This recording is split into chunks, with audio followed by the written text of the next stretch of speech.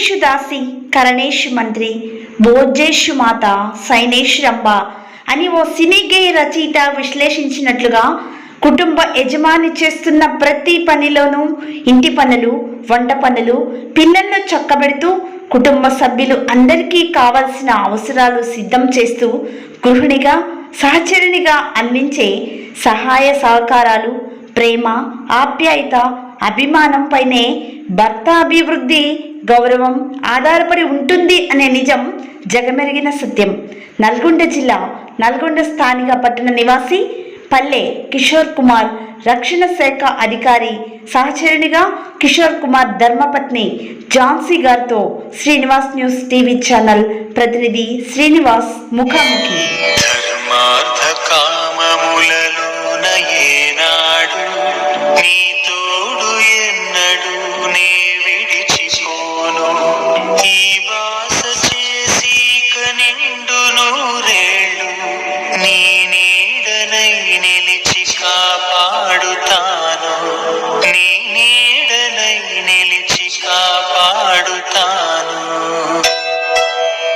ఈరోజు మరి స్థానిక రక్షణ శాఖ అధికారిగా విధులు నిర్వహిస్తున్న పల్లె కిషోర్ కుమార్ గారి ధర్మవతి మరి ఝాన్సీ గారితో శ్రీనివాస్ న్యూస్ ముఖాముఖి.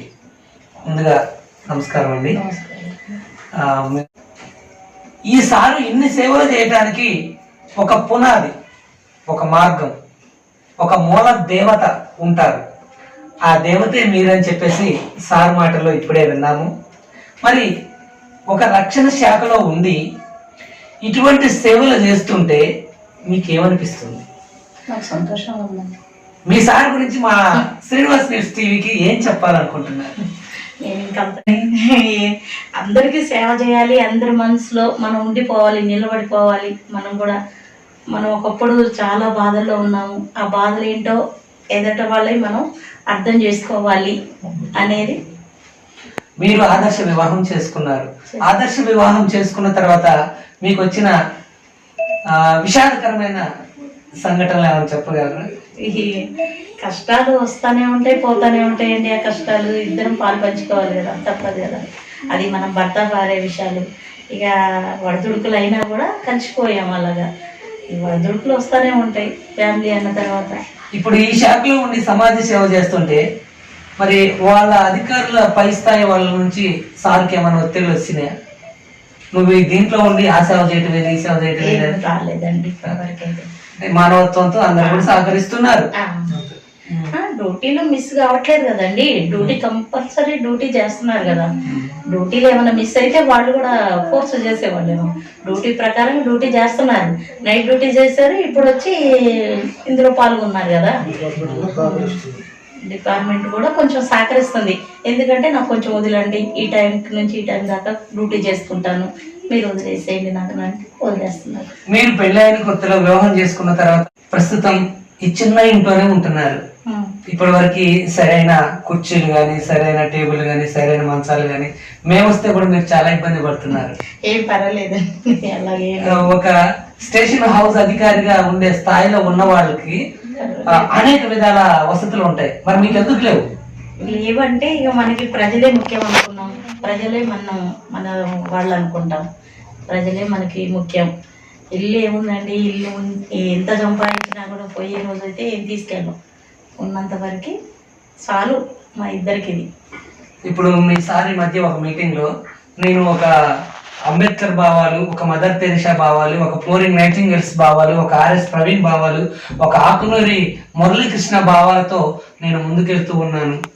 నాకు తోసిన సహాయం, నాకున్న దాంట్లో చేతనైన సాయం చేస్తాను అంటున్నారు. దీన్ని మీరు వ్యతిరేకిస్తున్నారా, సమర్థిస్తున్నారా, ఏకీభవిస్తున్నారా? లేదు, సమర్థిస్తానండి నేను ఈ విషయంలో.